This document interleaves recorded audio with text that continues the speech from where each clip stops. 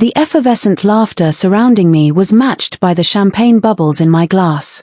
A stark contrast to the hollowness expanding in my chest.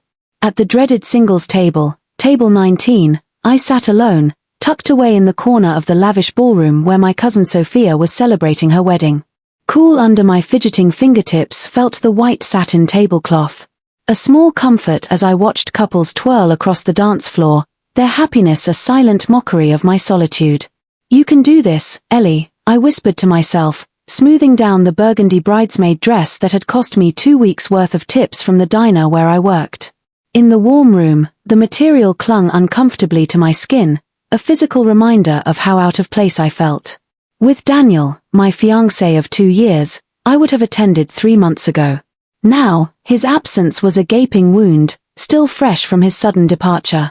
"I'm not ready for this life, Ellie," he had said, packing his things while I stood frozen in our small apartment. "I need someone more ambitious."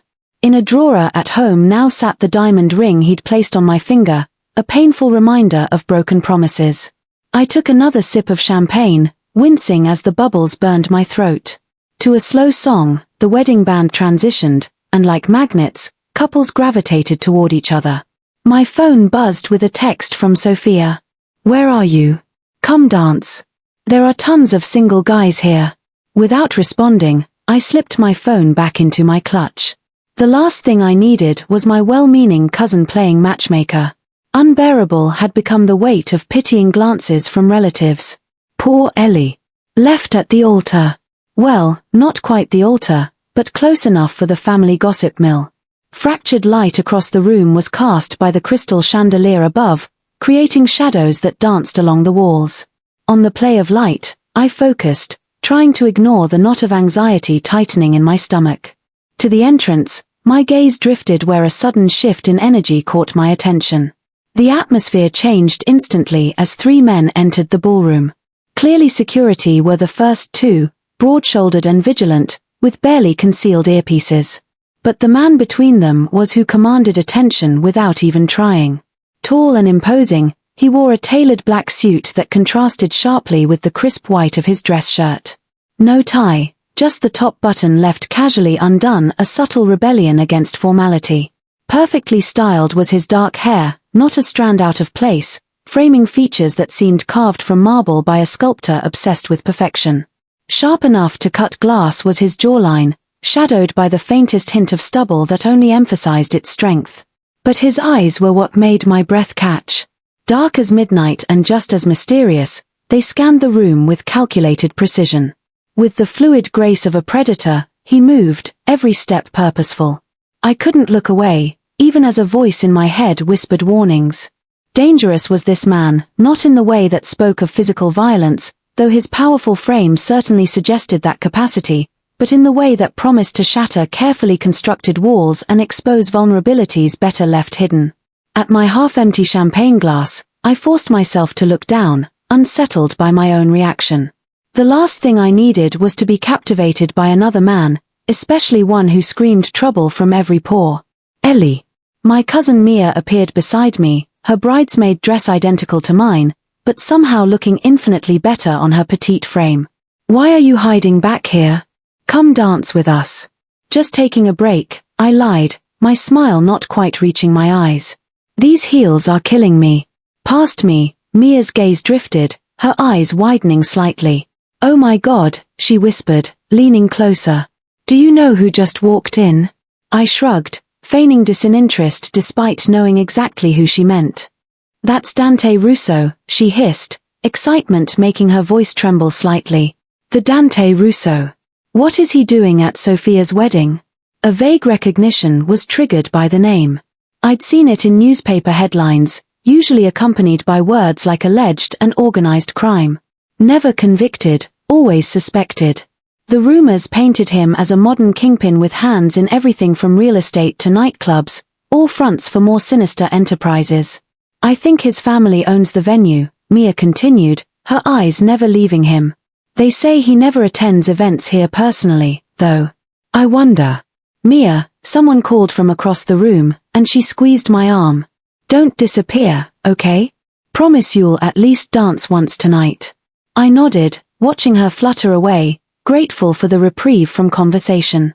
Shattered was my momentary peace when I noticed my ex-fiancée's sister, Vanessa, approaching with determined steps, pulling a tall man behind her. My stomach dropped. For this confrontation, I wasn't prepared. Ellie. Vanessa's voice carried the false warmth I'd grown to recognize during my time with Daniel. What a surprise to see you here. Are you alone? Barely concealed satisfaction dripped from the last word. Of course, she knew I was alone. Daniel had probably told his entire family about leaving me. With the bridal party, I'm here, I responded, fighting to keep my voice steady. Oh, that's right. You're Sophia's second cousin, was it? Her smile never reached her eyes. This is Marcus. He's a doctor. The man beside her extended his hand, his expression caught between embarrassment and pity.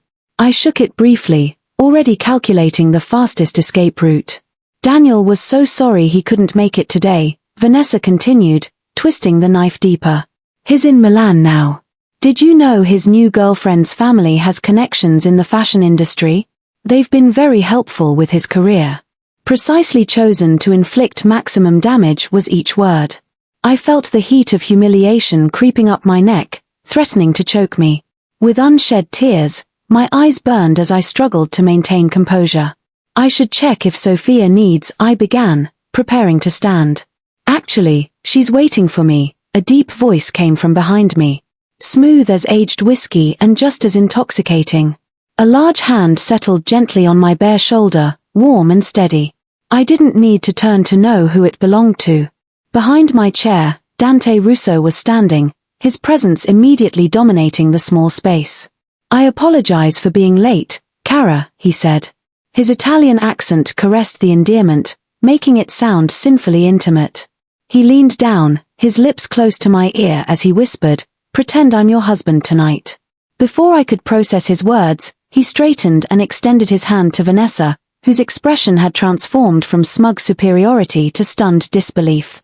Dante Russo, he introduced himself, his tone pleasant but carrying an undercurrent of authority that made it clear he was accustomed to being obeyed. Ellie's husband. The lie hung in the air between us, outrageous and impossible. I should have corrected him immediately. I should have pulled away from his touch that still burned against my skin. Instead, frozen I found myself, caught in a strange limbo between shock and inexplicable relief. Between us, Vanessa's eyes darted, clearly trying to reconcile this development with what she thought she knew. Husband. But, Daniel said. Perhaps Daniel doesn't know everything about Ellie's life, Dante interrupted smoothly, his hand moving to the small of my back as he pulled out my chair. If you'll excuse us, my wife promised me a dance. On unsteady legs, I rose, hyper-aware of his hand guiding me, of the subtle scent of his cologne, sandalwood and something darker, more complex. As he led me away from the table, I caught a glimpse of one of his security men watching us intently, his expression unreadable. What are you doing? I finally managed to whisper once we were out of earshot, my heart hammering against my ribs. Toward the dance floor, Dante guided me, his movements fluid and confident. Rescuing you, it seems, he replied, his voice low enough that only I could hear. That woman was trying to humiliate you. But why would you? Let's just say I have a particular distaste for people who prey on vulnerability. Slightly on my waist, his hand tightened as we reached the edge of the dance floor. Besides, the look on her face was worth the small deception, wasn't it? Despite my confusion, a reluctant smile tugged at my lips. Like she'd swallowed something particularly unpleasant, Vanessa had indeed looked. Now, Dante said, turning to face me fully. We should make this look convincing. Without warning, he pulled me gently into his arms, one hand settling on the small of my back, the other taking my hand in his. Like touching a live wire, the contact sent a jolt through me. Up close, his presence was even more overwhelming, the subtle power in his shoulders, the faint scar that traced his left eyebrow, the impossible depth of his eyes that seemed to see right through my defenses. I don't even know you, I said, trying to ignore how perfectly I seemed to fit against him. That's the beauty of pretense, isn't it? His lips curved into a smile that transformed his severe features, making him look younger, almost boyish. For one night, We can be whoever we want. A slow, haunting melody was played by the band as he guided me across the floor with surprising grace for a man of his size. Acutely aware I was of the eyes following us, curious, speculative, envious. For a brief, dizzying moment, I allowed myself to enjoy the fantasy to be the woman on Dante Russo's arm, desired and protected rather than abandoned and pitied. "Why are you really here?" I asked, needing to ground myself in reality. "At this wedding."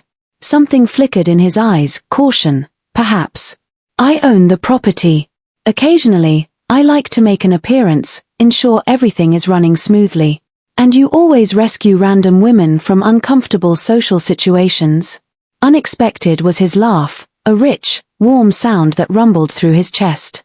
"Only the intriguing ones." The music shifted and Dante adjusted seamlessly, pulling me slightly closer. I should have pulled away, should have thanked him for the rescue and returned to my table. Instead, into his embrace I found myself relaxing, allowing the steady rhythm of his movements to lull me into a dangerous comfort. "Your ex was a fool," he said suddenly, his voice carrying a hard edge that hadn't been there before. I stiffened, pulling back slightly to look at him. "How did you?" "I'm observant," he replied simply. And that woman mentioned Daniel. The rest was easy to piece together. Through me, embarrassment flooded. Was my heartbreak so obvious? So pathetically transparent that even a stranger could read it? "Nothing to be ashamed of, is it?" Dante continued as if reading my thoughts. "At some point, we've all been betrayed. The question is what we do afterward."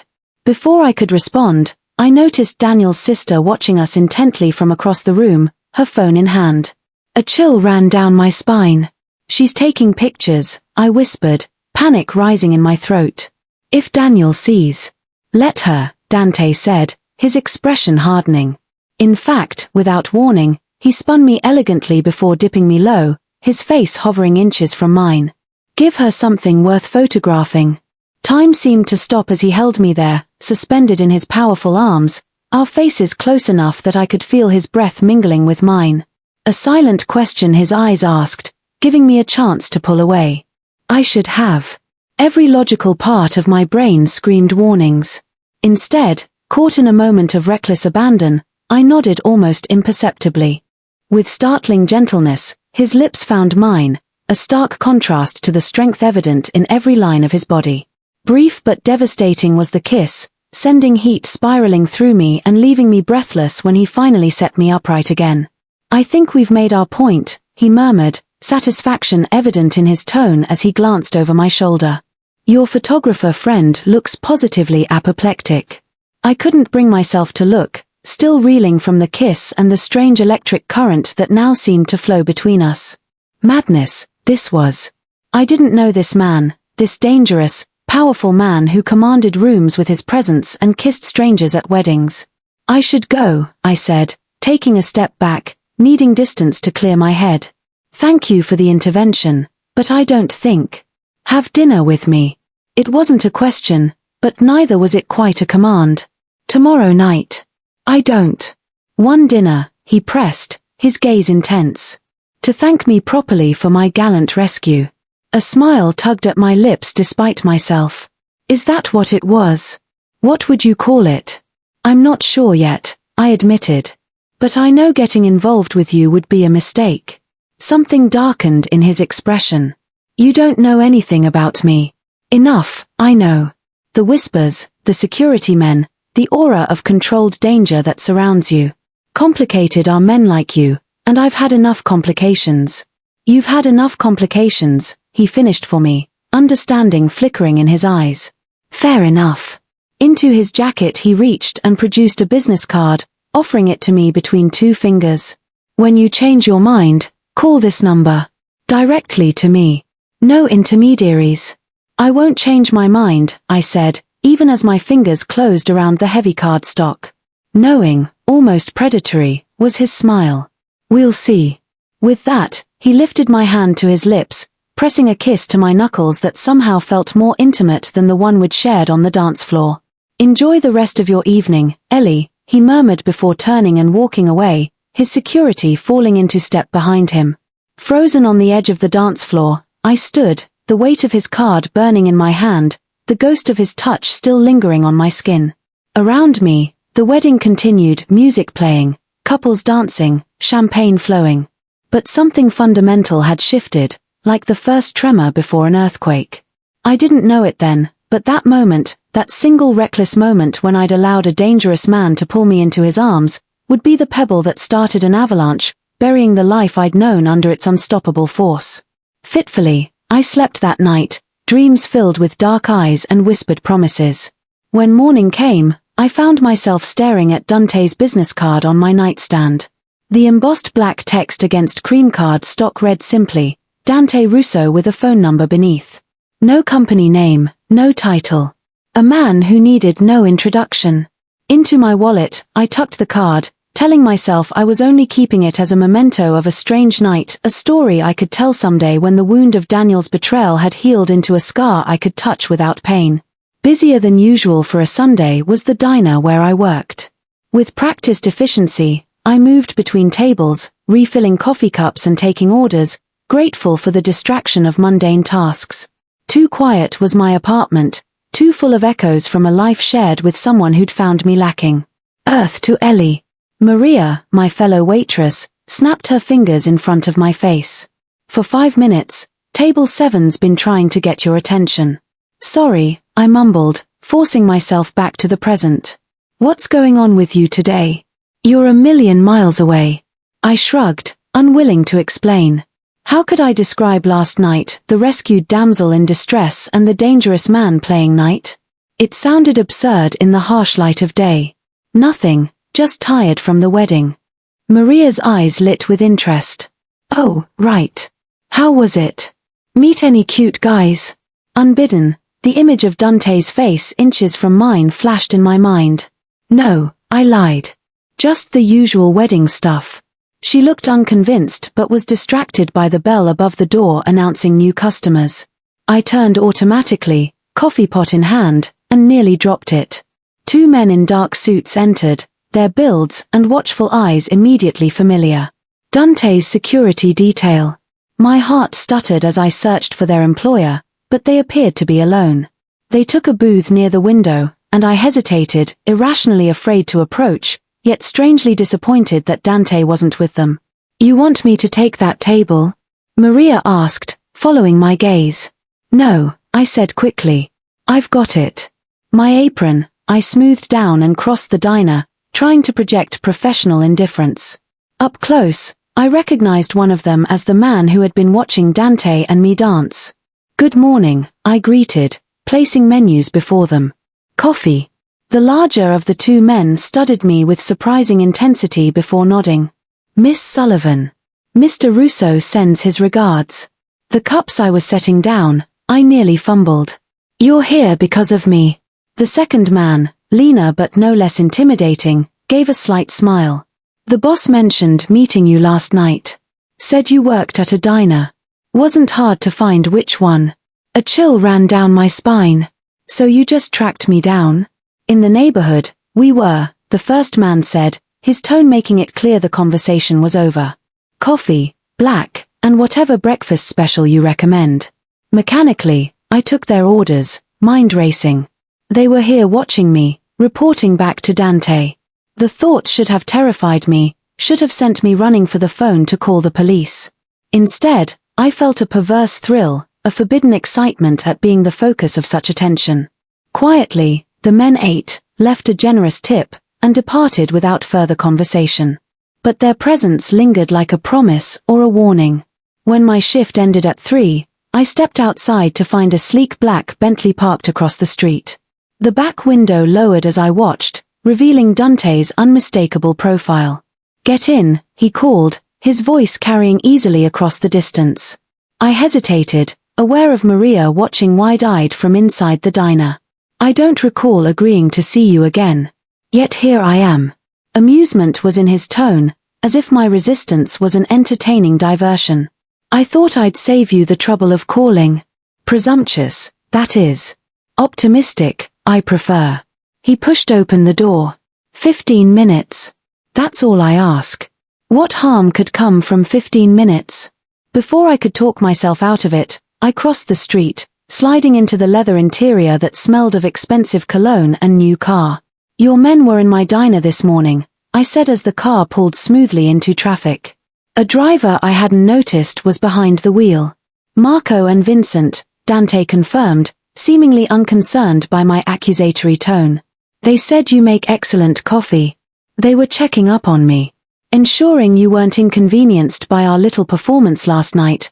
"They were." He turned to face me fully, his expression serious. "Any more trouble did Daniel's sister cause?" The question caught me off guard. I'd expected denials or evasions, not what sounded like genuine concern. "No," I admitted. "But she definitely sent those photos to him. He texted me at 2 a.m. demanding to know who you were." Something dangerous flashed in Dante's eyes. "And what did you tell him?" "Nothing. I blocked his number." The small act of defiance had been strangely empowering. He lost the right to question my choices when he walked out. Approval warmed Dante's expression. "Good." The car turned onto a tree-lined street in one of the city's most exclusive neighborhoods, where old money mingled with new power behind wrought iron gates and manicured hedges. We pulled into a private drive, stopping before a stunning modern mansion of glass and stone. "This isn't 15 minutes, I protested as Dante opened his door. "Where are we?" "My home," he said, extending his hand. "And I promise if you want to leave after 15 minutes, my driver will take you anywhere you wish to go." Curiosity won over caution. I placed my hand in his, allowing him to help me from the car. His touch sent the same electric current through me as it had last night, unwelcome yet undeniable. A study in understated luxury was his home, soaring ceilings, minimalist furnishings in shades of grey and black, floor-to-ceiling windows overlooking a perfectly landscaped garden. No photos adorned the walls. No personal touches betrayed the man who lived here. It could have been a museum or a high-end hotel. "You live here alone?" I asked, following him through the foyer. "My privacy, I value." He led me to a sunlit kitchen that looked barely used, its gleaming surfaces pristine. "Wine?" "It's 4 in the afternoon. Is that a no?" I hesitated, then shrugged. "Why not?" "Apparently, all sorts of questionable decisions I'm making today." A smile played at the corners of his mouth as he selected a bottle from a built-in wine cooler. "I wouldn't call having a drink with me questionable. Unwise, perhaps, but not questionable." "Is there a difference?" "Intent." He poured 2 glasses of deep red wine. "Questionable implies uncertainty about motives. Very clear about mine, I've been." "Have you?" I accepted the glass he offered. "Because from where I'm standing, anything but clear you've been. You pretended to be my husband, had your men track me down, and now in your kitchen I'm standing, drinking wine worth more than my weekly rent. What exactly are your intentions, Mr. Russo?" Against the counter, he leaned, studying me with those penetrating eyes that seemed to strip away pretense. "You, Ellie Sullivan, I want to know. The real you, not the woman playing small to avoid more heartbreak." Disarming was his directness. "You don't know anything about me. More than you think, I know." He took a deliberate sip of his wine. 27 years old, graduated with honors in literature, but working as a waitress. No living parents, one failed engagement to a man who didn't deserve you, and eyes that light up when you're challenged, like they're doing right now. Cold fear washed through me. "You investigated me." "Of course I did." He said it as if it were the most natural thing in the world. "Strangers into my home, I don't invite. Through conversation, normal people get to know each other, not background checks. Normal, I've never claimed to be." His gaze never wavered.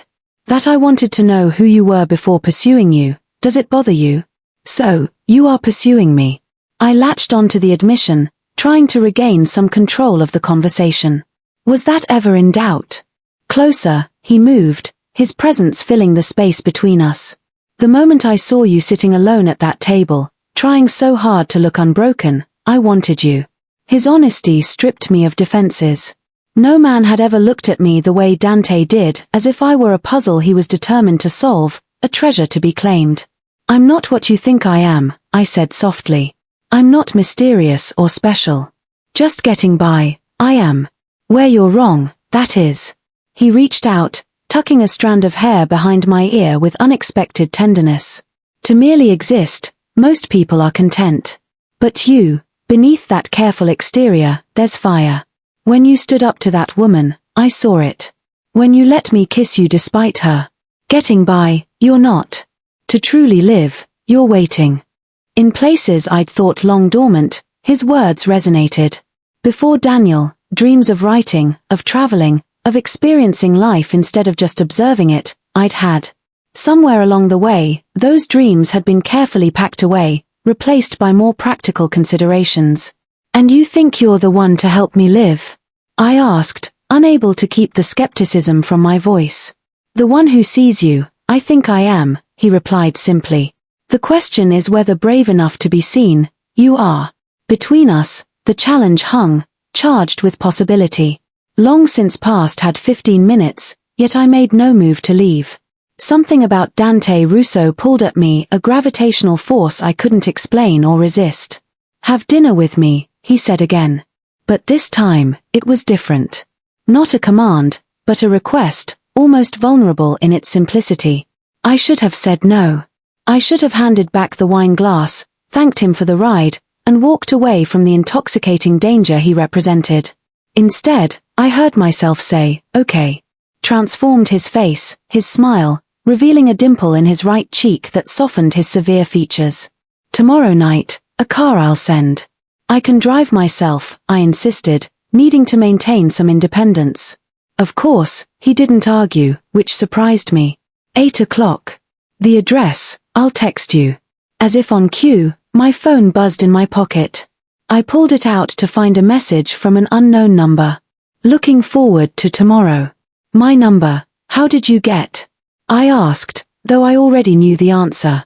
The same way I found your workplace. Unapologetic, he wasn't. A thorough man, I am. It has served me well. A sobering chill through me sent the reminder of who he was, what he was. These connections of yours, entirely legitimate, they're not, are they? Slightly, his expression hardened. My answer, would it change your mind about dinner? I don't know, I answered honestly. That, he seemed to appreciate, nodding slowly.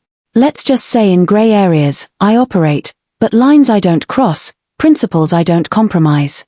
Your curiosity, does that satisfy? It didn't. Not really. But all I would get for now, I recognized.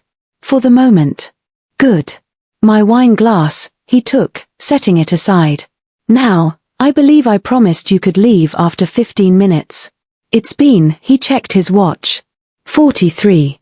Kicking me out, are you? On the contrary. His voice lowered, sending a shiver down my spine. My word, I'm honoring. Even though what I really want is to keep you here all night. The naked desire in his eyes made my breath catch. No one had ever wanted me with such intensity, such focused intent. Terrifying and thrilling in equal measure, it was. I should go, I managed, though my body screamed otherwise. Waiting, my driver is. He walked me to the door, his hand at the small of my back, a gentleman despite the predatory gleam in his eyes. Until tomorrow, Ellie. Outside, the Bentley idled in the circular drive as promised. Home to the small apartment that now seemed shabby and colorless after the opulence of his world, Dante's driver took me directly. That night, as I prepared for bed, my phone buzzed again. Dream of me. 2 simple words that followed me into sleep, where dark eyes and strong hands awaited. Monday dawned bright and clear, bringing with it a surge of nervous energy I hadn't felt in months. Too long I spent choosing what to wear for work. 3 outfits I discarded before settling on a simple blue dress I'd owned for years. Ridiculous it was to care what I looked like at the diner where the uniform apron would cover me anyway. But I couldn't help myself. Immediately, Maria noticed. Well, someone's looking pretty today. Hot date. Just felt like making an effort, I lied, avoiding her knowing gaze. With those suits from yesterday, wouldn't have anything to do, would it? Or the fancy car you got into. I froze. Watching you, honey, I was. The whole diner was watching you. Every day we see Ellie Sullivan getting into a Bentley with a man who looks like he owns half the city. We don't. She leaned closer, lowering her voice. Is that who I think it is? Dante Russo? On her lips, the name sent a jolt through me. You know him? Know of him, I do. Everyone does. Serious, her expression grew. Careful, Ellie, B. Men like that, the same rules as the rest of us, they don't play by. Just dinner, it is, I said defensively. Sure it is, she patted my arm. Just remember who you're dealing with. As if I could forget. Throughout my shift, I found myself watching the door, half expecting to see Marco and Vincent walk in again. They didn't. But the anticipation never quite left me. By 7, I was home and standing before my closet, faced with the reality that nothing I owned was appropriate for whatever restaurant Dante would choose. Finally, I settled on a black dress, simple but elegant, the most expensive thing I owned. 4 job interviews after graduation, I'd bought it, before settling for waitressing when my literary ambitions yielded nothing but rejection letters. At 7:55, I was applying a final touch of lipstick when my phone buzzed. To a Retro, the most exclusive Italian restaurant in the city, where reservations were reportedly booked months in advance, the address Dante sent was. At 8:10, I arrived, fashionably late, and fighting nerves that threatened to send me running back to my car. Immediately, the Metro D recognized Dante's name, escorting me to a private dining room where candlelight cast soft shadows across white linens and crystal glasses. As I entered, Dante rose, his eyes darkening appreciatively as they took in my appearance. A charcoal suit he wore that fit his broad shoulders perfectly, the fabric clearly custom and expensive. You're stunning, he said simply, pulling out my chair. Thank you, I settled nervously, hyper-aware of his presence as he reclaimed his seat across from me. Incredible, this place is. An old friend, the chef is, he signaled to a waiting server who immediately poured wine into our glasses. The liberty of ordering for us, I took traditional Italian dishes from my grandmother's recipes. Mind, I hope you don't. The presumption would have annoyed me from anyone else, but from him it felt like care rather than control. Not at all. Tell me something, he said, leaning forward slightly. Why literature? What drew you to it? The question caught me off guard. I'd expected small talk, not immediate interest in my passions. Power, words have, I answered finally. Worlds they can create, minds change, make you feel less alone. Part of that, I always wanted to write something that mattered. And what stopped you? The blunt question pierced a tender spot. Reality, I said with a bitter smile. Turns out over unknown writers with nothing but student debt and big dreams, publishers aren't exactly fighting. So, up, you gave. Adapted, I did, I corrected, stung by his assessment. With manuscript pages, bills don't pay themselves. And Daniel, your writing, did he support? My silence was answer enough. Thought not. Dante's jaw tightened. Passion, men who truly love don't stifle. They fuel it. The intensity in Dante's voice made me look up sharply. Genuine anger was there, as if Daniel's lack of support for my writing was a personal affront. As if you know me, you speak, I said, both unsettled and intrigued by his perception. As if you understand what I need. Perhaps I do. His eyes never left mine, dark and knowing. In others what we ourselves possess, we recognize. Ambition, passion, the desire for more than what life has offered. Arrived, our first course, delicate arancini with truffle oil that melted on my tongue. The flavors, I savored, using the moment to gather my thoughts. And what about you? I asked finally. What does Dante Russo desire that he doesn't already have?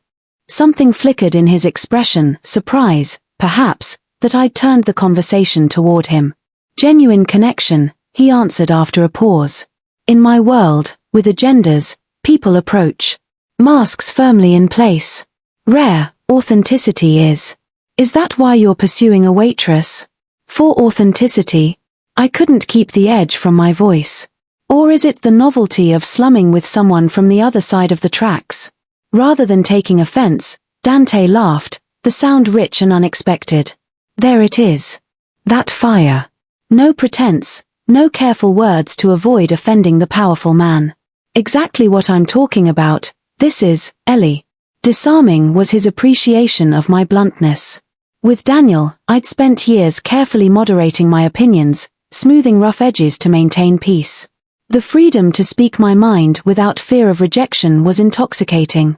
My question, you still haven't answered, I pressed. Why me? Serious, his expression growing. Dante studied me.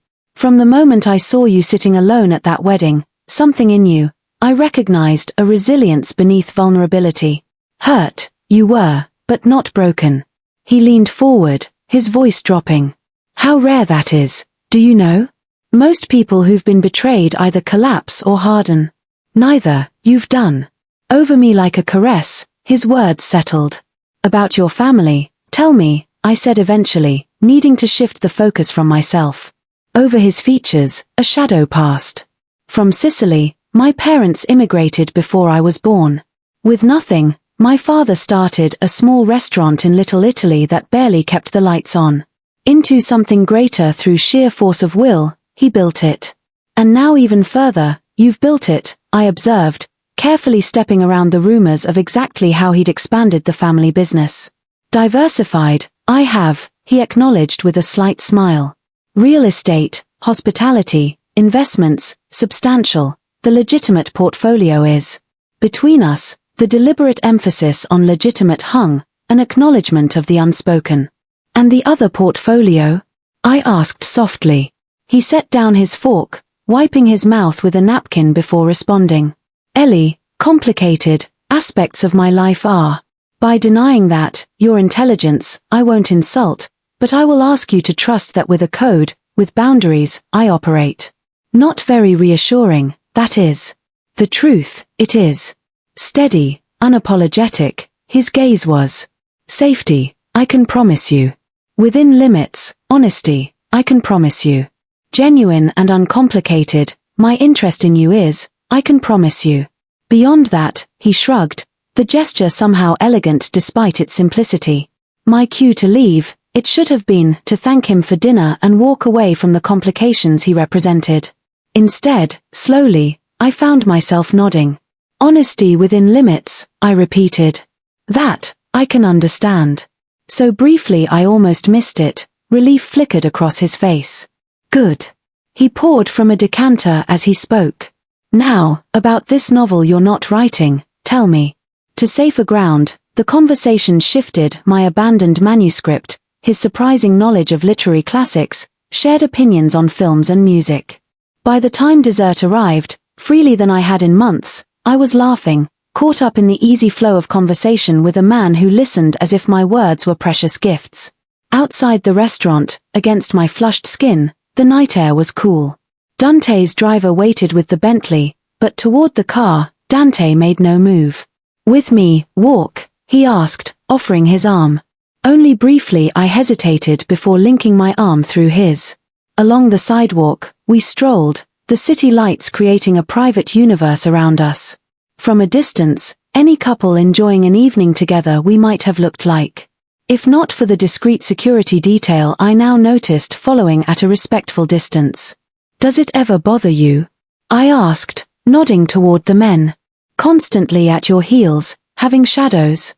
A necessary precaution, it is, he said, his tone matter-of-fact. One adapts. Because of your business interests. Because power creates enemies. Around a corner into a small park, he guided me, the path lit by ornate lamps. When you build something substantial, always there will be those who wish to take it from you. Exhausting, that sounds. It can be. For the first time, beneath his confident exterior, I caught a glimpse of weariness. The constant vigilance, the calculation of every move, the awareness that a single mistake could cost everything. Why continue then? I asked. Enough money to walk away, you must have. Somewhere, start fresh. He stopped walking, turning to face me fully. From something you'd built with blood and sacrifice, would you walk away? Something passed to you by your father with the expectation that you would not just maintain it but grow it for the next generation? The passion in his voice stirred something in me. Legacy, The weight of expectations, I understood. My own father had been a professor of literature, his shelves filled with first editions and his heart full of dreams that his daughter would someday join their ranks. No, I admitted softly. Away, I wouldn't walk. Out, he reached, his fingers tracing my cheek with unexpected tenderness. More than you realize, you understand, Ellie Sullivan. Through me, his touch sent heat spiraling, awakening needs I'd tried to bury after Daniel's betrayal. Almost involuntarily, into his hand I leaned, drawn to his warmth like a moth to flame. Too fast, this is happening, I whispered, even as my body swayed toward his. Is it? His thumb brushed my lower lip, his eyes following the movement. Or exactly when it should, is it simply happening? Before I could answer, the sharp ring of his phone shattered the moment. As he checked the screen, Dante's expression hardened, immediately stepping back. This, I need to take, he said, his voice suddenly all business. Away, he moved several paces, speaking in rapid Italian that I couldn't follow. The interruption gave me a moment of clarity, a breath of space from the magnetic pull of his presence. What was I doing? With Dante Russo, getting involved was more than just a rebound. Into a world I couldn't begin to understand, it was stepping willingly with rules and dangers I wasn't prepared for. When he returned, dissolved had the intimate mood, replaced by a palpable tension in the set of his shoulders. Sorry, I am, he said, his voice clipped. My attention, something requires. Home, my driver will take you. All right, is everything? I asked, concern overriding my earlier doubts. Just business. His smile didn't reach his eyes. For you to worry, nothing. More than it should have, the dismissal stung. For hours, like an equal, he'd treated me, someone worthy of his undivided attention. Now, with a single phone call, of the reality, I was reminded. A diversion, I was, a temporary escape from his real life. Of course, I said stiffly, pride straightening my spine. For dinner, thank you. As I turned to leave, Dante caught my arm, his grip firm but not painful. Ellie, he said, his voice softening. A dismissal, this isn't. With you tonight, if I could stay, I would. But this matter. Explanations, you don't owe me, I interrupted. Dinner, we had, that's all. Fine, it is. Something dangerous flashed in his eyes. What you think this was, is that? Just dinner. Before I could respond, to him he pulled me, one hand tangling in my hair as his mouth claimed mine with startling intensity. Unlike our staged kiss at the wedding, raw and real, this was a statement of intent that left no room for misinterpretation. Against his lips, I gasped, my body responding with embarrassing eagerness, hands clutching the lapels of his jacket to steady myself against the onslaught of sensation. When he finally released me, hard, we were both breathing, his forehead resting against mine. That, he said roughly, just dinner, was not. And over, this isn't, Ellie. By a long shot, not. In a blur, the drive home passed. My mind replaying the kiss, the dinner, every word exchanged. The pressure of Dante's lips, the strength in his hands, the heat that had flared between us I could still feel. As I kicked off my heels, my apartment felt smaller than ever from his world to mine, the transition jarring in its starkness. Mechanically, I moved through my evening routine, trying to process the evening's events. As I was preparing for bed, a text arrived.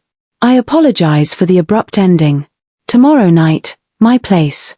7 p.m. Please say yes. At the message, I stared, knowing I stood at a crossroads. Forward into unknown territory with a man who represented everything I should avoid, or backward into the safety of my carefully controlled existence. Yes, I typed, hitting send before I could reconsider. Fitfully, sleep came, dreams filled with shadows and whispered Italian that I couldn't understand. The next day at work dragged endlessly, each minute ticking by with excruciating slowness. With knowing eyes, Maria watched me, but mercifully asked no questions about my date. Like a sleepwalker, I moved through my shifts, mind elsewhere, counting hours until 7. When I arrived at Dante's mansion, automatically the gates opened, as if he'd been watching for me. Instead of the formal foyer where we'd met before, This time a housekeeper led me through to a more intimate space, a library with walls of books stretching to the ceiling, leather chairs arranged before a fireplace where flames danced over seasoned logs. Before one of the bookshelves, Dante stood, examining a volume bound in aged leather. Casual clothes he wore, dark jeans and a grey cashmere sweater that clung to his broad shoulders. The sight of him dressed down made my heart stutter inexplicably.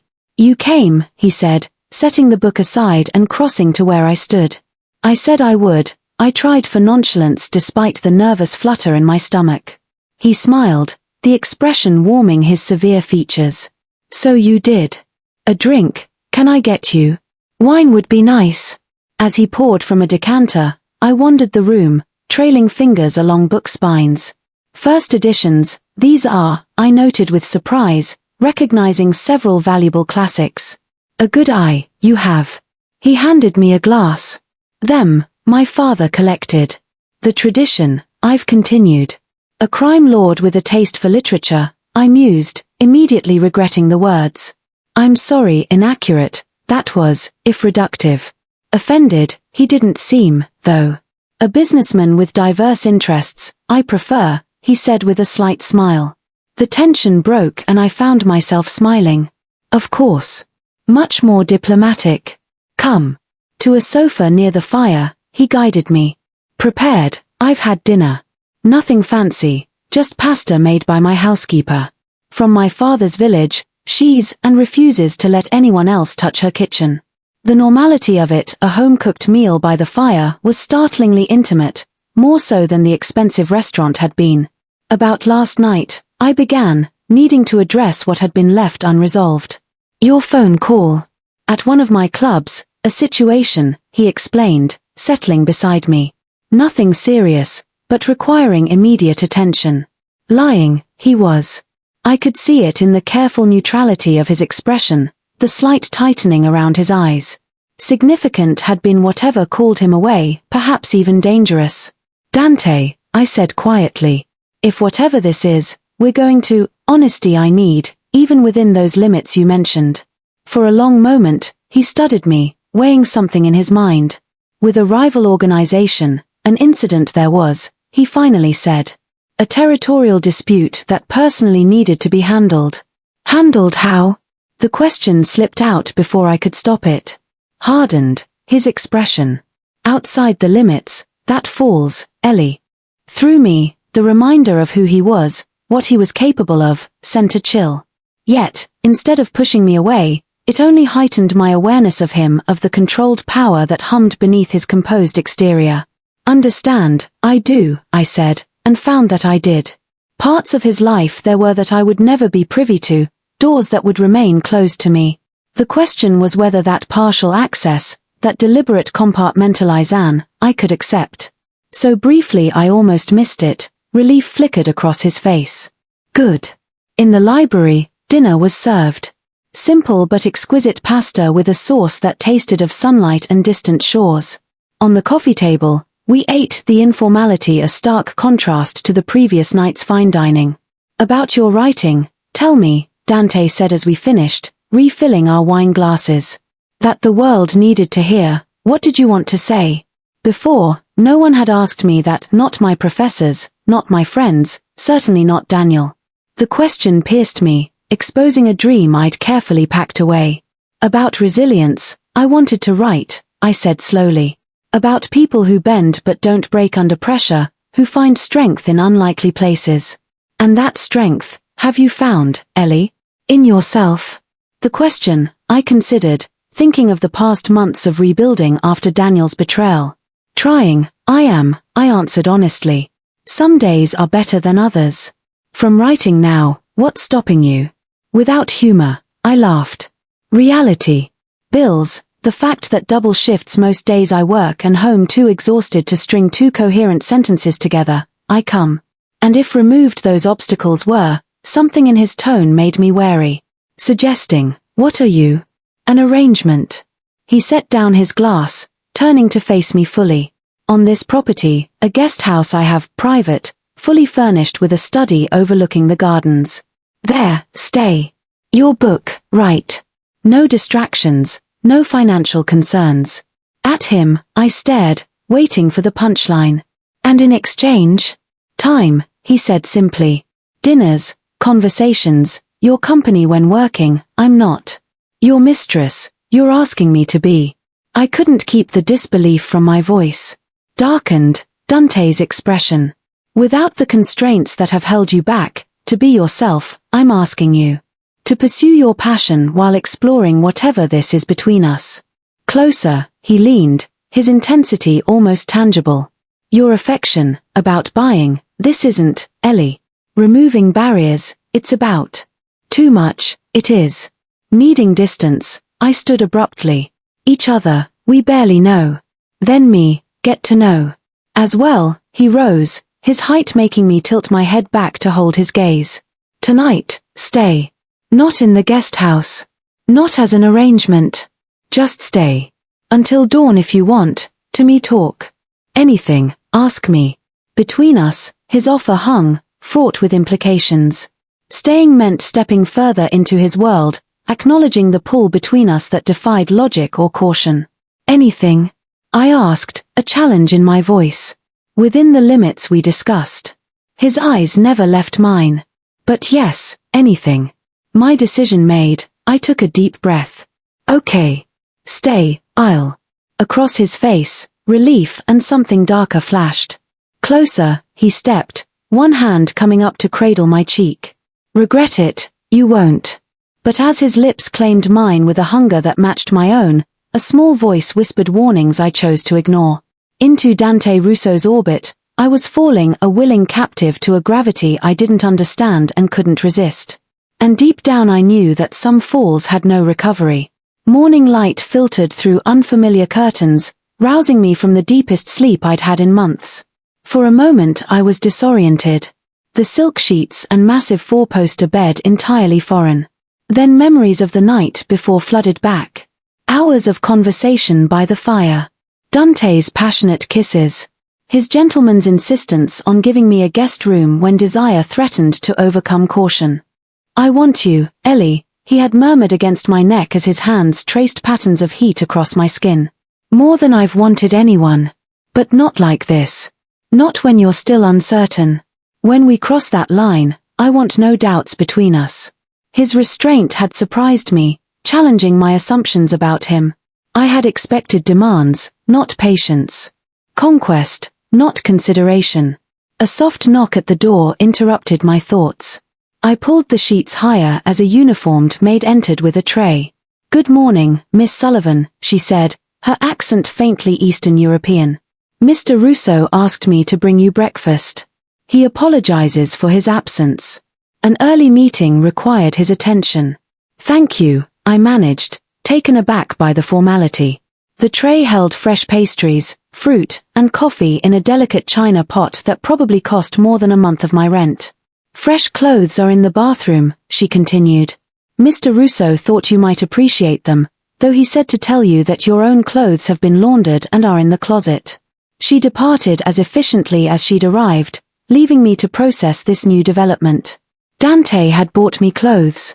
The gesture walked a fine line between thoughtful and presumptuous. In the adjoining bathroom, I found brand new items still with tags. Designer jeans, a cashmere sweater in deep blue, delicate undergarments that made me blush. All in my exact size. The thoroughness of his background check suddenly took on new implications. After showering, I hesitated before the clothes. Accepting them felt like a tacit agreement to his arrangement. Yet, wearing yesterday's outfit seemed petty. Practicality won out. I slipped on the jeans and sweater, admitting to myself how good the expensive fabrics felt against my skin. Breakfast was divine, the coffee rich and complex. I was just finishing when my phone chimed with a text from Dante. Regretfully detained. My driver will take you wherever you wish. Unless you'd prefer to stay and explore the property. The library is at your disposal. The offer was tempting. I glanced at the time. My shift didn't start until 4 o'clock. Hours stretched before me with possibility. I'll stay for a while, I texted back. His response was immediate. The West Wing has the best views.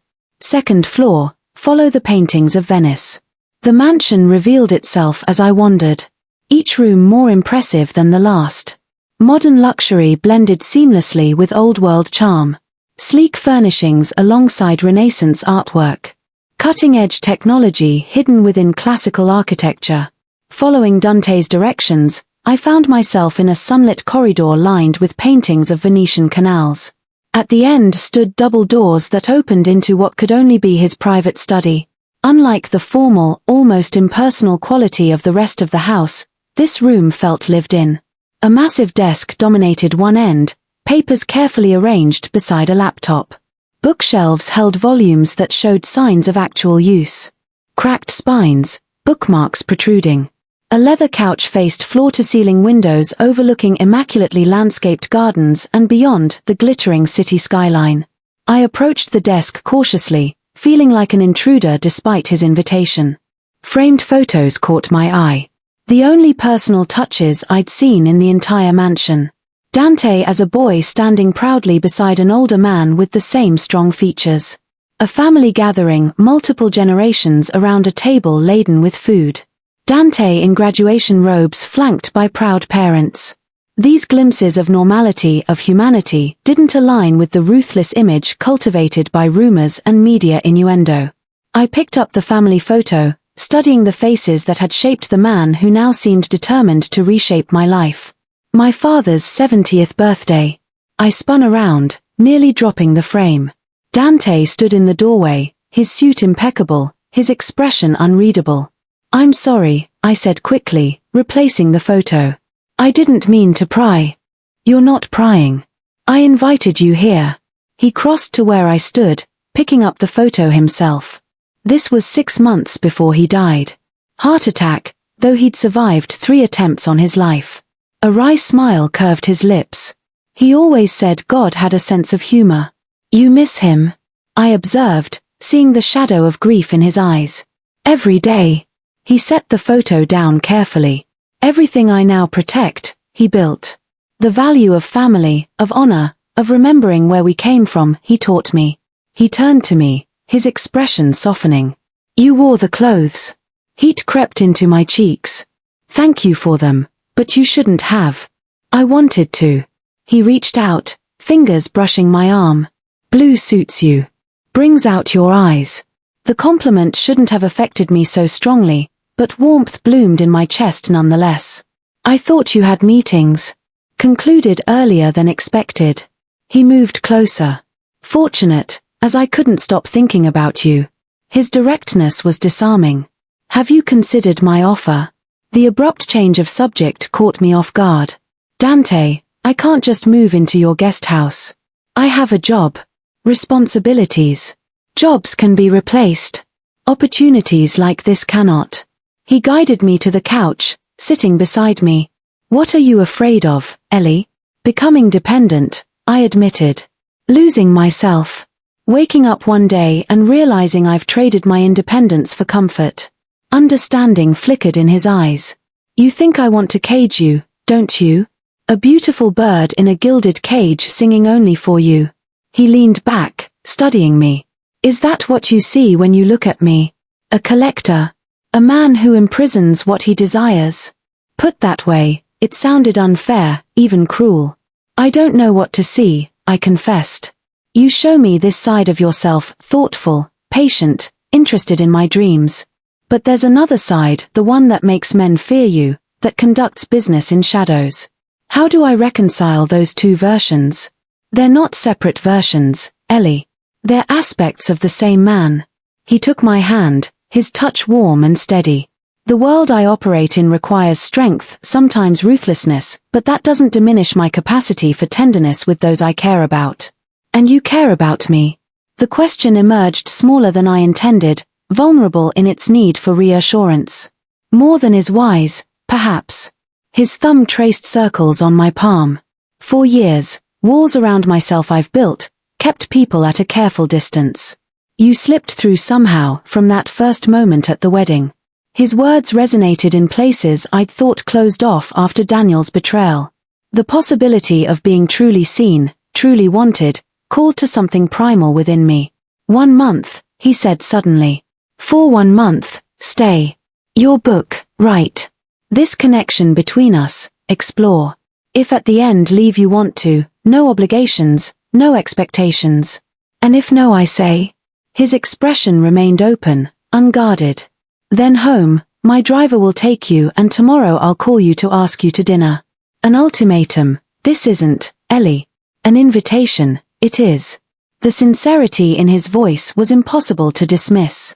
1 month, time to write, to breathe, to discover if the pull I felt toward this complicated man was merely infatuation or something deeper. I need to think about it, I said finally. Of course.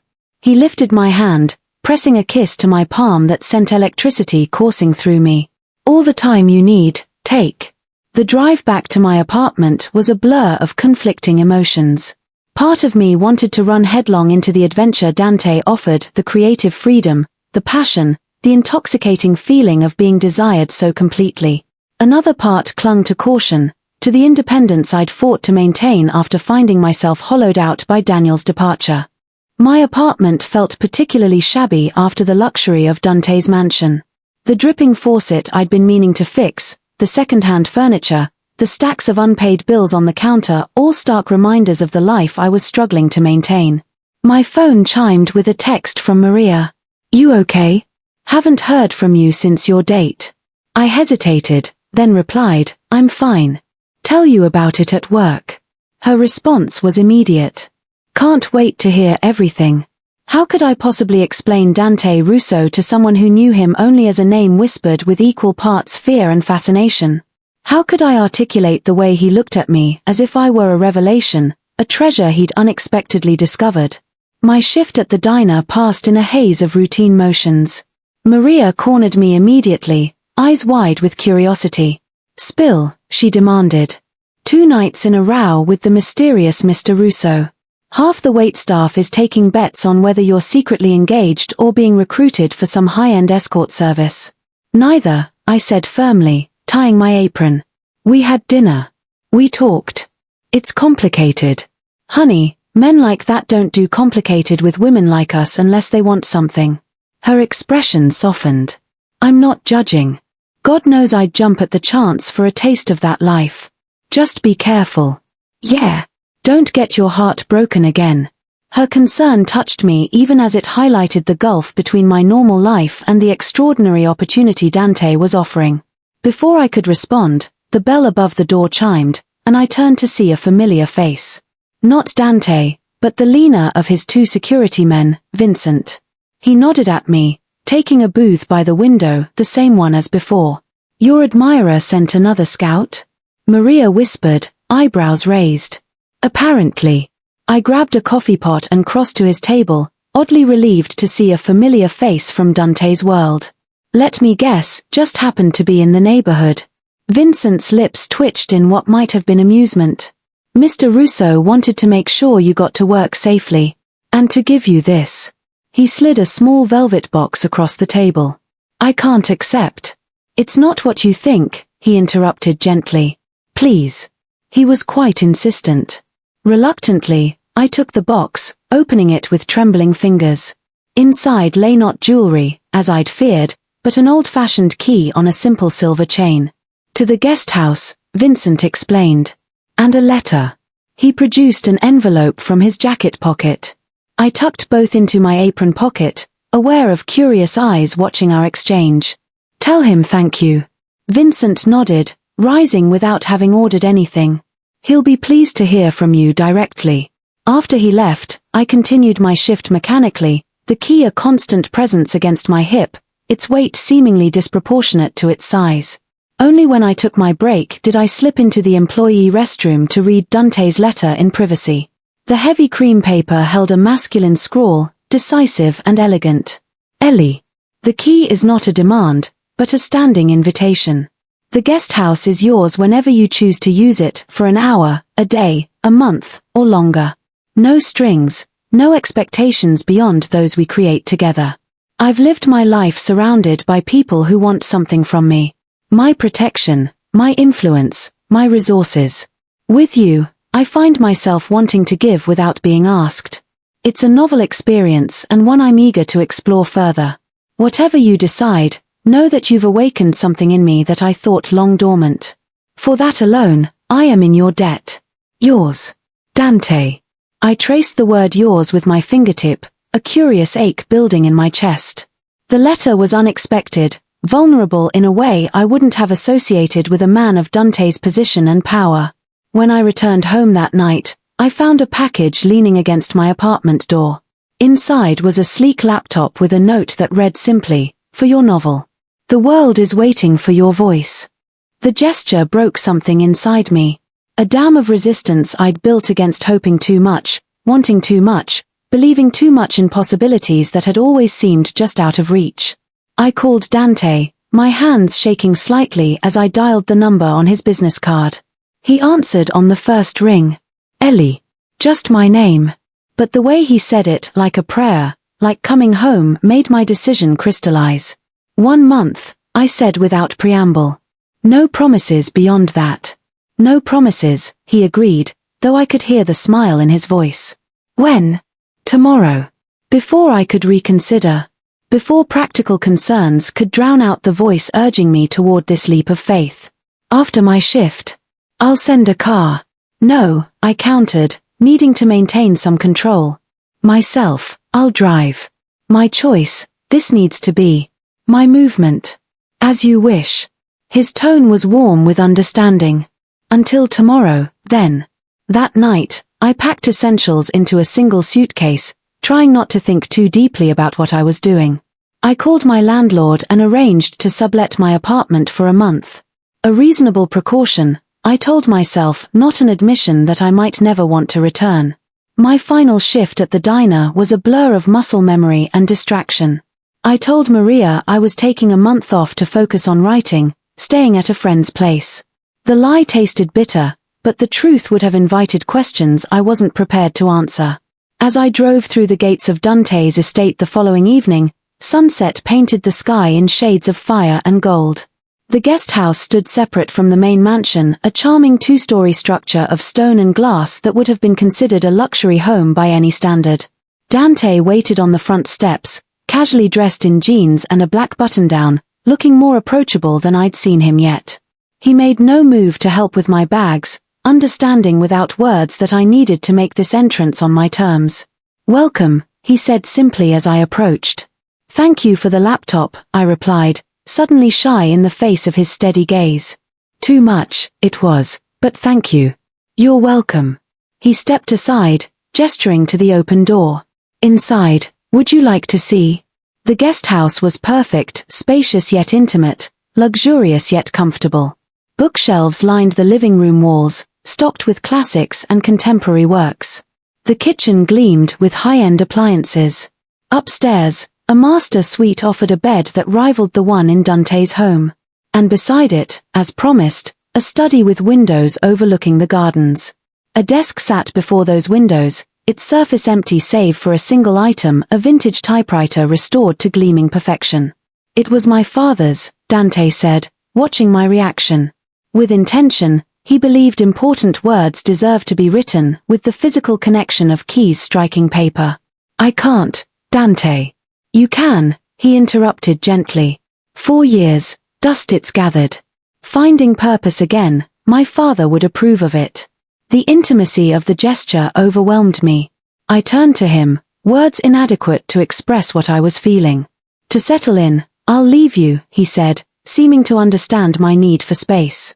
"At 7, dinner is in the main house if join me you'd like to, or here if you prefer solitude tonight, you can eat." The choice, so simple yet so profound in its respect for my autonomy, cemented my decision more than any grand gesture could have. 7, I confirmed. "There, I'll be." He nodded, moving toward the door. At the threshold, he paused, turning back with an intensity that made my breath catch. "Here, I'm glad you're, Ellie," he said quietly. "Whatever comes next, remember that your choice this was. Your movement, as you said." As I watched him walk back toward the main house, the last rays of sunset gilding his profile, I wondered if choices could be both entirely free and utterly inevitable. Like falling, like surrender, like coming home to a place you'd never been before. 1 month. A lifetime. Perhaps they were the same thing when measured in heartbeats rather than days. Days melted into one another with dreamlike fluidity. Mornings found me at the typewriter, words flowing more freely than they had in years, pages accumulating with satisfying regularity. Afternoons I spent exploring the grounds or reading in the garden, occasionally swimming in the indoor pool that Dante insisted I consider my own. Evenings belonged to Dante. Dinners stretched into long conversations by the fire, his hand gradually finding mine with increasing familiarity. Each night ended with increasingly passionate kisses that tested the boundaries we'd silently established. His restraint was both frustrating and endearing. 2 weeks into my stay, I had 100 pages of my manuscript, more than I'd written in the past year. The story poured from me, a tale of a woman finding strength in the aftermath of betrayal, discovering parts of herself long suppressed. "It's you," Dante observed one evening as I described the plot. "Partly my journey," I admitted, "though my protagonist makes different choices. Safer ones," he said with unsettling perception. "More cautious ones. She doesn't fall for the dangerous man." Something flickered in his expression, vulnerability quickly masked by a teasing smile. "Her loss, I'd say." That night, when he walked me back to the guest house as had become our routine, I made a decision that had been building for days. At the door, I caught his hand as he turned to leave. "Stay," I said simply. His eyes darkened, searching mine for certainty. "Ellie." "I'm sure," I interrupted, knowing his objection before he voiced it. "No more waiting." He stepped closer, one hand coming up to cradle my face with a tenderness that contrasted with the barely leashed desire in his gaze. "If we do this, there's no going back." "Not for me." The implication was clear. This wasn't casual for him. Wouldn't be a simple physical release. It would change everything between us, deepen a connection already growing more profound by the day. "I know," I whispered. And I did. Whatever this was between us had moved beyond infatuation or rebellion into something far more dangerous. Something that felt increasingly like falling in love. His kiss was different this time, possessive, claiming, as if now that I'd opened the door, he intended to walk through it completely. I matched his intensity, weeks of simmering attraction exploding into desperate need. We barely made it upstairs, leaving a trail of discarded clothing in our wake. In the moonlight filtering through sheer curtains, Dante's body was a study in contrasts, brutal strength and unexpected gentleness. Scars telling stories of violence alongside touches that spoke of reverence. "You're perfect," he murmured against my skin, exploring every inch with methodical devotion. "Perfect for me." When he finally claimed me fully, the sensation of completion was overwhelming, not just physical, but emotional. As if pieces long separated had finally aligned. We moved together with increasing urgency, his control finally breaking as he drove us both toward a shattering release that left me trembling in its wake. Afterward, wrapped in his arms, I felt a curious peace. The complications, the dangers, the uncertainty of our future all existed outside this moment of perfect connection. "Stay," I echoed his earlier request, suddenly afraid he would leave now that boundaries had fallen. His arms tightened around me. Wild horses couldn't drag me away. In sleep, his face relaxed, years falling away to reveal the young man from the graduation photo, unburdened by the weight of his empire. I traced the lines of his face with a gentle finger, marveling at the trust implied by his vulnerability. The ringing of his phone shattered our cocoon of intimacy. Dante woke instantly, reaching for it with the alertness of a man accustomed to midnight emergencies. "What?" he answered, voice sharp with annoyance. As he listened, his expression darkened, body tensing beside mine. "When? How many? Secure the location. No one enters or leaves. I'm on my way." He ended the call, already moving to collect his scattered clothes.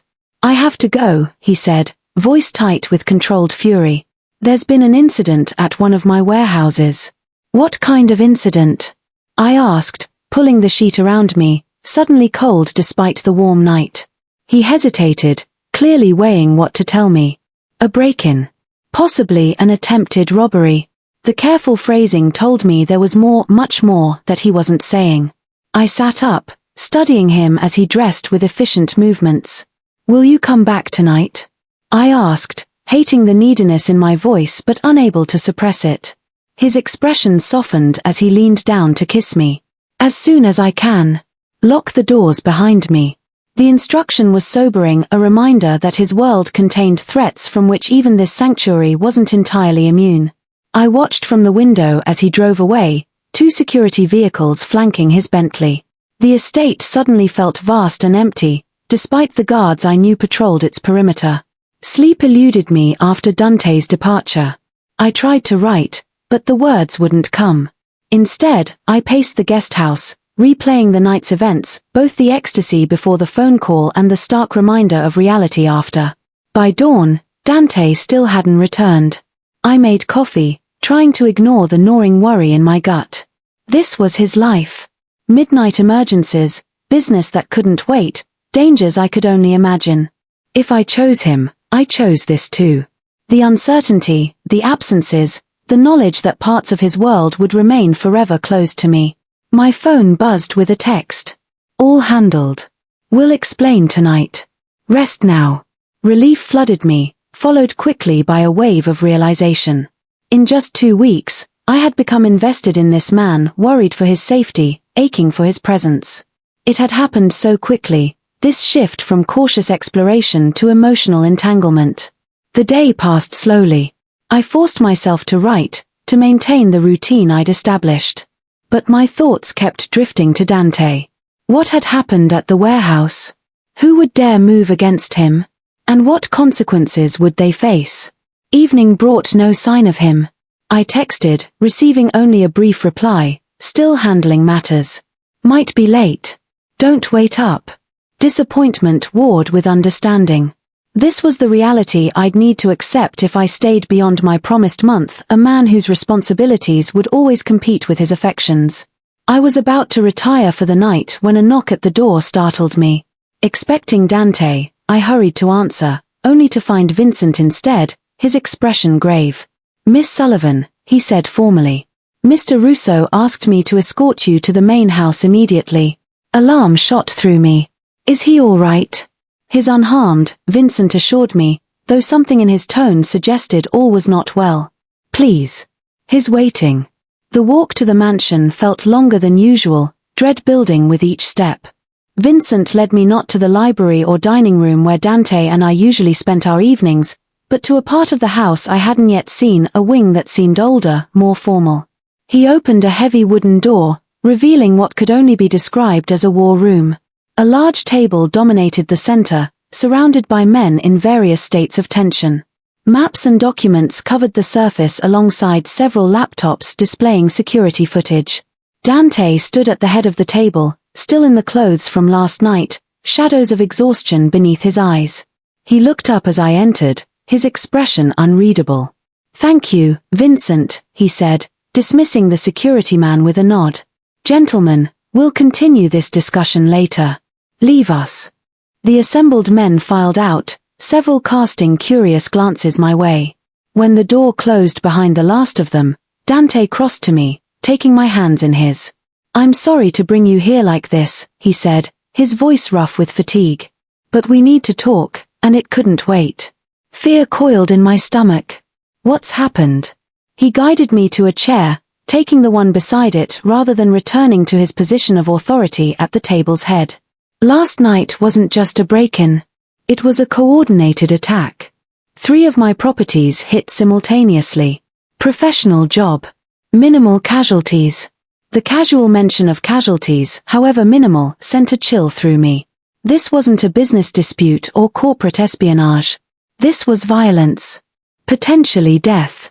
Why are you telling me this? I asked, voice barely above a whisper. Because the timing wasn't coincidental. His eyes held mine, intense and worried. They knew I would be distracted. They knew about you. The implications hit me like a physical blow. About me? But how would anyone? We've been seen together in public. Someone's been watching, gathering intelligence. His hands tightened around mine. I've made enemies, Ellie. Powerful ones. I've always known they might target those close to me, which is why I've kept people at a distance. But you. I'm a vulnerability, I finished for him.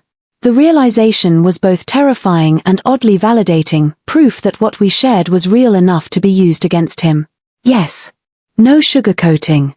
No reassurances that I was imagining the danger. Which is why I need to move you. Move me where? I have a property in Switzerland. Remote, heavily secured. You'd be safe there until this situation is resolved. Switzerland. A world away, isolated from everything familiar. For how long? He didn't answer immediately, which was answer enough. This wasn't a temporary precaution, but a fundamental change. A life in hiding, separated from the man I was rapidly falling for, except when he could safely visit. So this is it, I said, pulling my hands from his, anger rising to combat fear. 2 weeks of happiness and then exile. Ship me off to some distant chalet while you fight your wars. It's not exile, Ellie. It's protection. Frustration edged his voice. Do you think I want this? That I want you thousands of miles away when all I can think about is being with you? Then find another way. I stood, unable to remain still with emotions churning inside me. I won't live in a gilded cage, Dante. No matter how beautiful the view.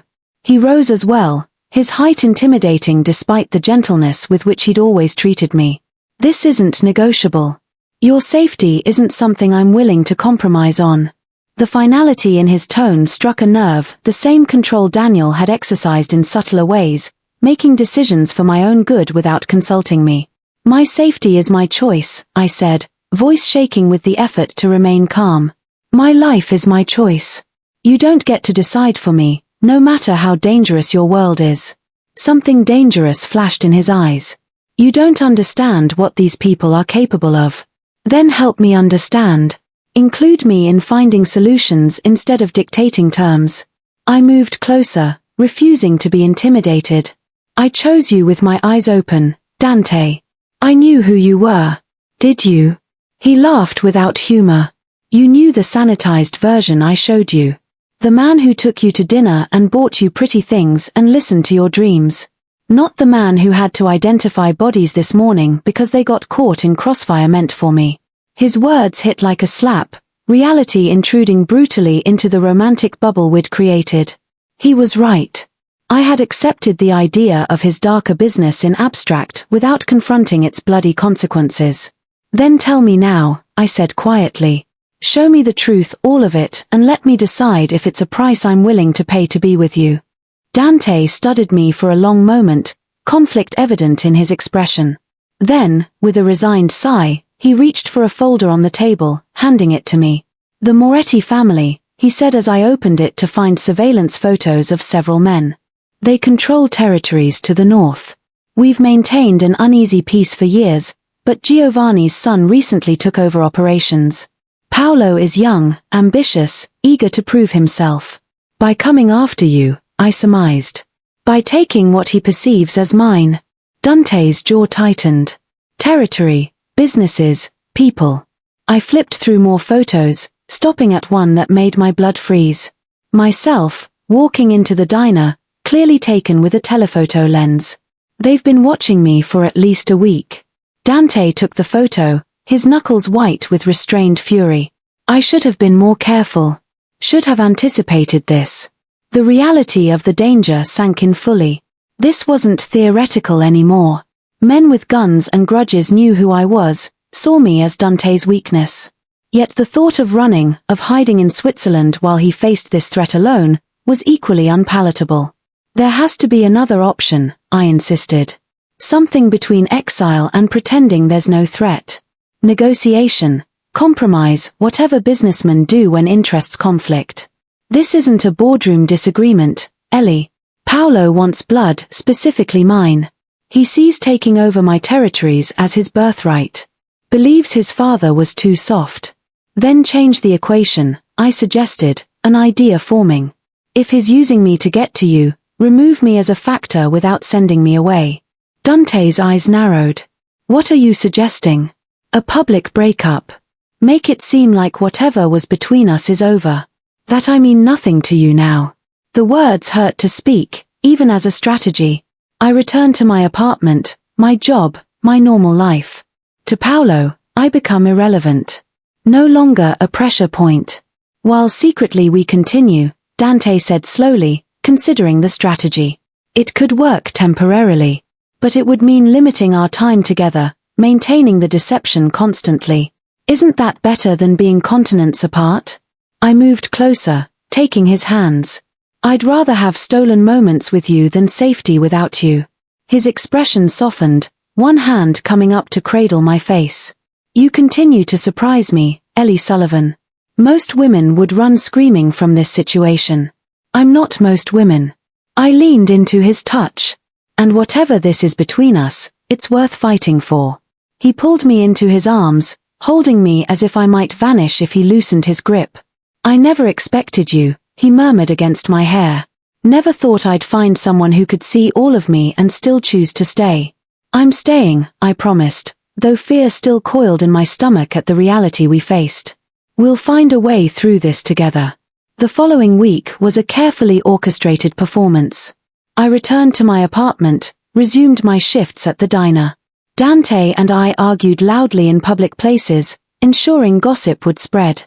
For the final act, I threw a drink in his face at an upscale restaurant where Paolo Moretti's associates were known to dine, storming out with tears streaming convincingly down my face.